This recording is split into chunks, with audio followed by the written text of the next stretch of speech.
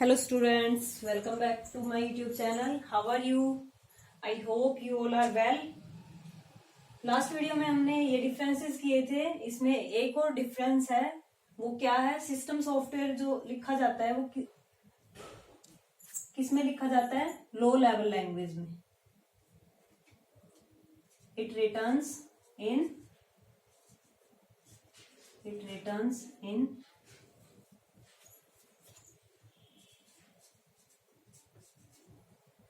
एक मिनट, मैं इसको रबी कर लेती हूँ, ज्यादा ही नीचे हो गया है। ये डिफरेंस तो हम कर चुके हैं, एक डिफरेंस और रह गया था इसका। सिस्टम सॉफ्टवेयर लो लेवल लैंग्वेज में लिखा होता है और एप्लीकेशन सॉफ्टवेयर होता है हमारा हाई लेवल लैंग्वेज में लिखा होता है। आज हम बेसिकली इन्हीं के बारे में पढ़ेंगे। लो लेवल लैंग्वेज क्या होती है, हाई लेवल लैंग्वेज क्या होती है। System software written in low level language.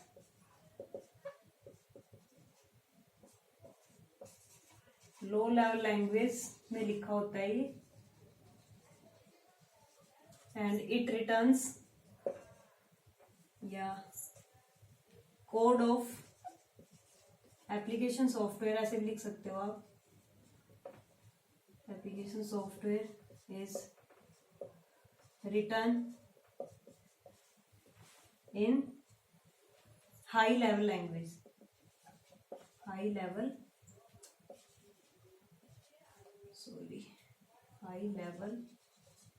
Language ये लिखा होता है हाई लेवल लैंग्वेज में। अब ये दो टाइप की लैंग्वेज का जिक्र किया है मैंने। लैंग्वेज को हम दो पार्टीशन में क्लासिफाई कर सकते हैं, that is low level language and high level language. आज हम पढ़ने वाले हैं जो थर्ड टाइप का सॉफ्टवेयर, जो सॉफ्टवेयर को हमने इंटरेक्शन के बेस पे तीन पार्ट्स में क्लासिफाई किया था। एक था सिस्टम सॉफ्टवेयर, सेकंड था एप्लीकेशन सॉफ्टवेयर, और थर्ड है हमारा प्रोग्रामिंग टूल्स। आज प्रोग्रामिंग टूल्स के बारे में ही पढ़ेंगे हम। Programming tools.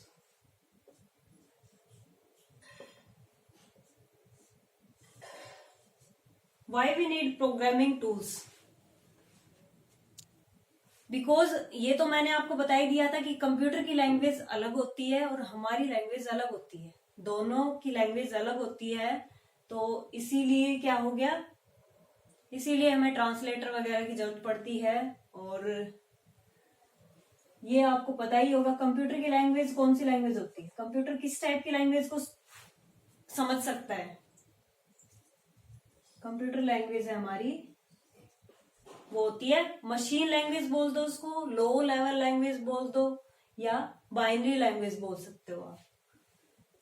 तीन नाम से आप इसको बोल सकते हो, मशीन या फिर बाइनरी या फिर लो level language. Low level language. और जो हम समझ सकते हैं वो किस टाइप की लैंग्वेज है, वो है high level language. Human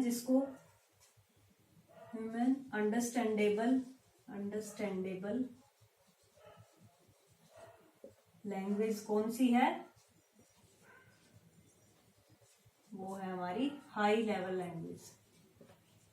high level language को समझ सकते हैं हम। अब कम्युनिकेट कैसे करते हैं फिर हम, क्योंकि कंप्यूटर तो हमारी लैंग्वेज को समझ ही नहीं सकता है और हम कंप्यूटर की लैंग्वेज को नहीं समझ सकते। और इस लैंग्वेज में कौन से अल्फाबेट्स या डिजिट यूज होते हैं वो आपको बता भी रखा है मैंने। क्या यूज होता है इसमें? सिर्फ 0 और 1, दो डिजिट्स का इस्तेमाल होता है। कुछ भी लिख लो आप, चाहे कुछ भी आप टाइप करते हैं, वो किस फॉर्म में स्टोर होता है कंप्यूटर में? बाइनरी फॉर्म में, दैट इज 0 और 1। बाइनरी फॉर 2 डिजिट्स, 0 और 1। 0 को हम फॉल्स भी बोल देते हैं और 1 को क्या बोलते हैं? ट्रू। तो इसी फॉर्म में स्टोर होता है बेसिकली डाटा। इसको क्या है, अब इतने सारे कोड, अल्फाबेट भी स्टोर होते हैं उसमें, ऑपरेशन भी स्टोर होते हैं, बहुत कुछ स्टोर होता है, उन सब के लिए कोड याद रख पाना is a complex, very very complex task. तो कोई भी इसको क्या नहीं कर सकता है। पहले जो यूनिक्स ऑपरेटिंग सिस्टम था उसमें क्या था, हम लो लेवल लैंग्वेज में ही प्रोग्राम लिखते थे, तो वो बहुत ही कॉम्प्लेक्स होता था, इसीलिए हाई लेवल लैंग्वेज इंट्रोड्यूस की गई। इसीलिए कौन सा कॉन्सेप्ट आया, हाई लेवल लैंग्वेज का, कि जो भी हम प्रोग्राम लिखेंगे वो हाई लेवल लैंग्वेज में प्रोग्राम लिखेंगे। अब हम लिख तो देंगे, तो वो कंप्यूटर को समझ कैसे आएगा, इसीलिए प्रोग्रामिंग टूल की रिक्वायरमेंट हुई, क्योंकि कंप्यूटर हमारी लैंग्वेज समझ नहीं सकता और हम कंप्यूटर की लैंग्वेज नहीं समझ सकते, इसलिए कंप्यूटर की रिक्वायरमेंट हुई। तो नीड आपको समझ आ गई है, why we need programming tools. After that, इसके बाद क्लासिफिकेशन ऑफ प्रोग्रामिंग लैंग्वेजेस।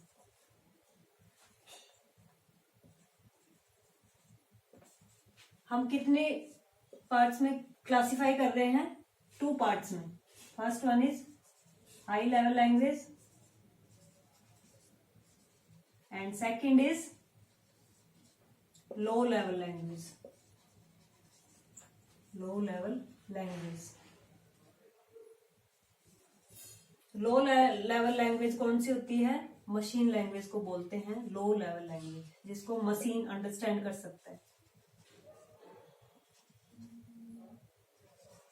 और हाई लेवल लैंग्वेज ये होती है हमारी ह्यूमन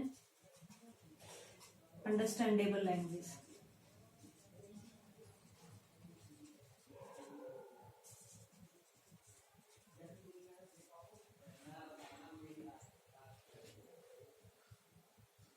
इसको बाइनरी लैंग्वेज भी बोल सकते हो, बाइनरी लैंग्वेज। इसके एग्जाम्पल क्या हो सकते हैं, इसके एग्जाम्पल जैसे सी हुआ, C++ हुआ, ये क्या है, हाई लेवल लैंग्वेज ही हैं। और इसके बाद हम करते हैं कि वाई, अब क्या है, दोनों की लैंग्वेज अलग हो गई, एक लो लेवल लैंग्वेज का इस्तेमाल कर रहा है और हम किस लैंग्वेज का इस्तेमाल कर रहे हैं, हाई लेवल लैंग्वेज का। अब दोनों के बीच में क्या होना चाहिए, ट्रांसलेटर होना चाहिए जो दोनों की लैंग्वेज को समझ सके या समझा सके। तो हमें किसकी जरूरत पड़ी, हमें जरूरत पड़ी ट्रांसलेटर की। थर्ड प्रोग्रामिंग टूल्स में थर्ड आप डाल सकते हो ट्रांसलेटर। ट्रांसलेटर की नीड हुई हमें। और ट्रांसलेटर कौन कौन से होते हैं, बेसिकली 3 टाइप्स के ट्रांसलेटर होते हैं। फर्स्ट होता है हमारा असेंबलर, सेकंड कंपाइलर, और थर्ड होता है इंटरप्रिएटर।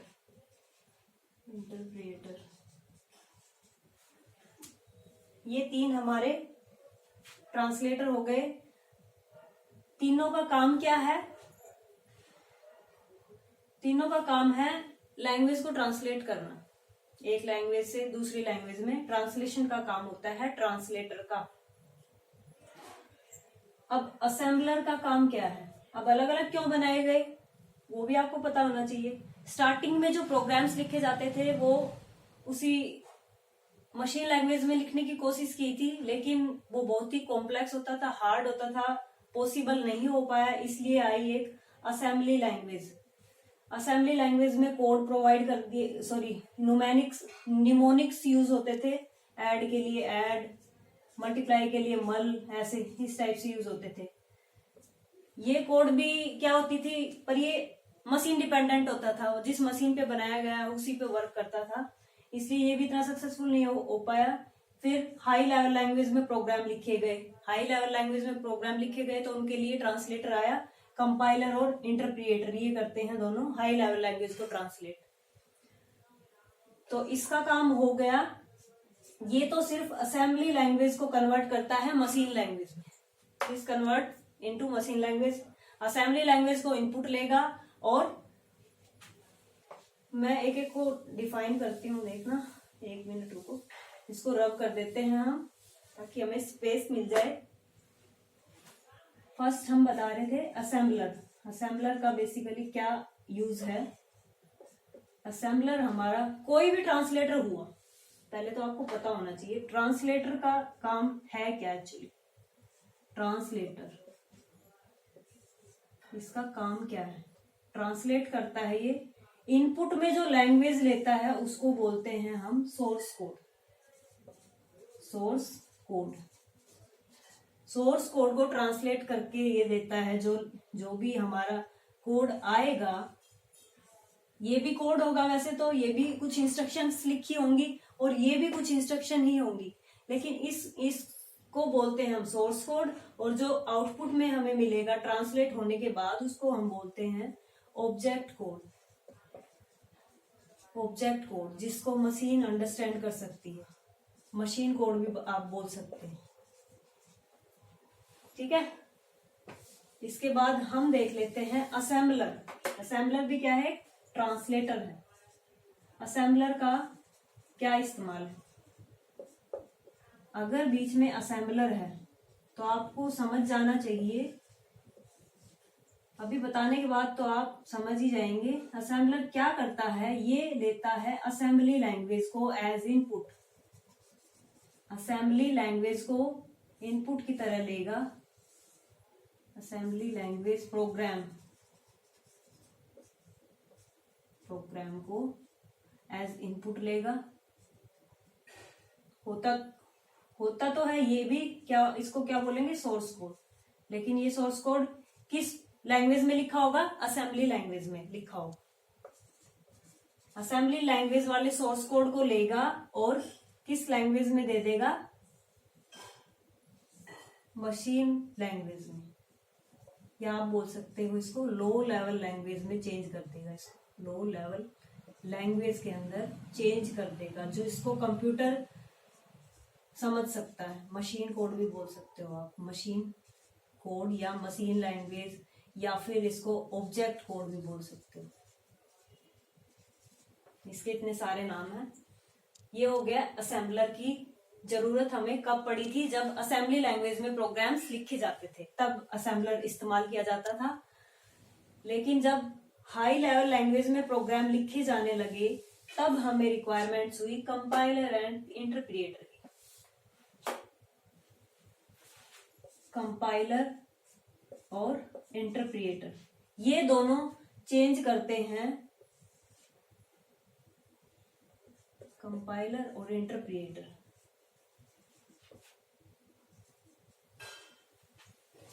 एक मिनट रुको,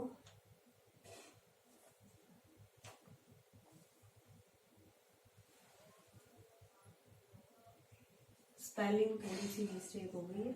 इंटरप्रिएटर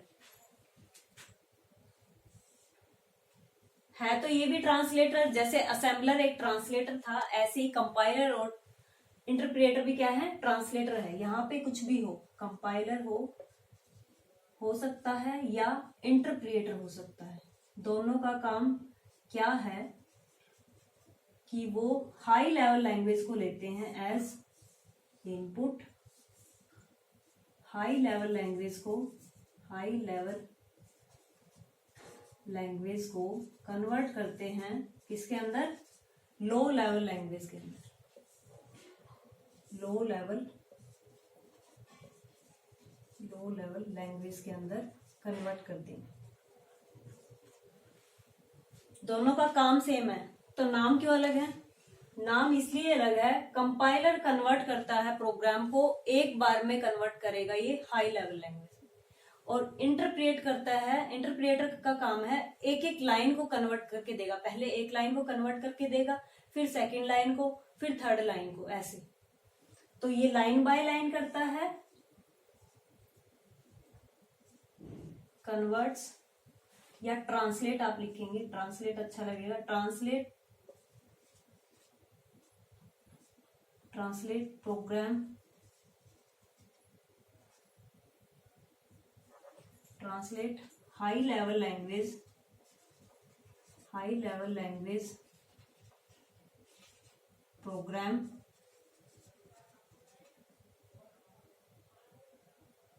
into low level language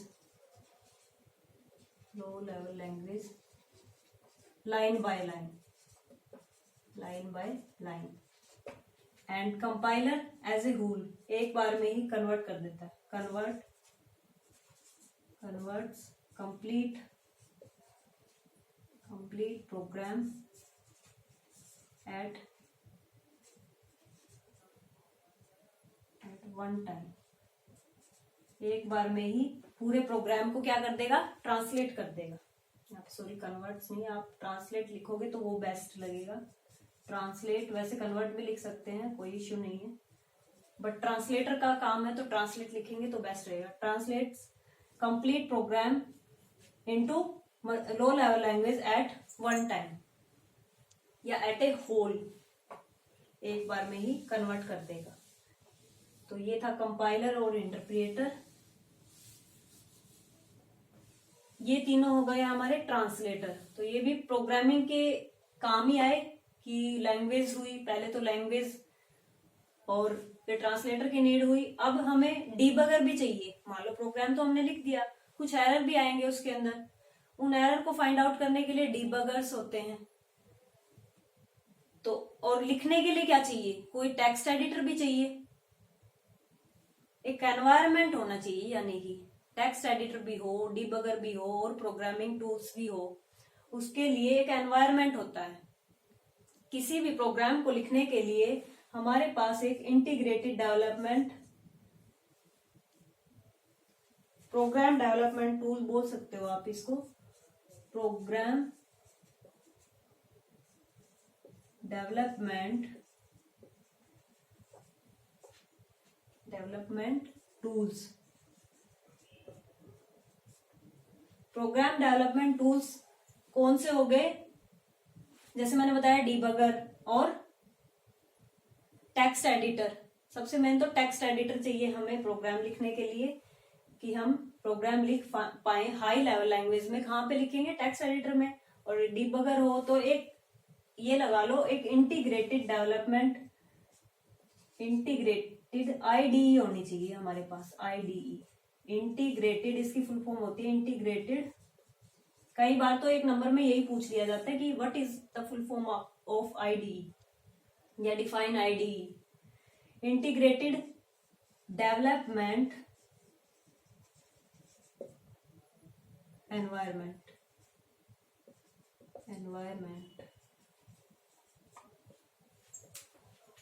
IDE का इस्तेमाल बेसिकली किस लिए होता है, ये इसका इस्तेमाल होता है कि हमें एक ही जगह पे सारे प्रोग्रामिंग डेवलपमेंट टूल्स मिल जाएं, डीबगर भी हो, टेक्स्ट एडिटर भी हो, तो वो मिलते हैं हमें आईडीई के अंदर।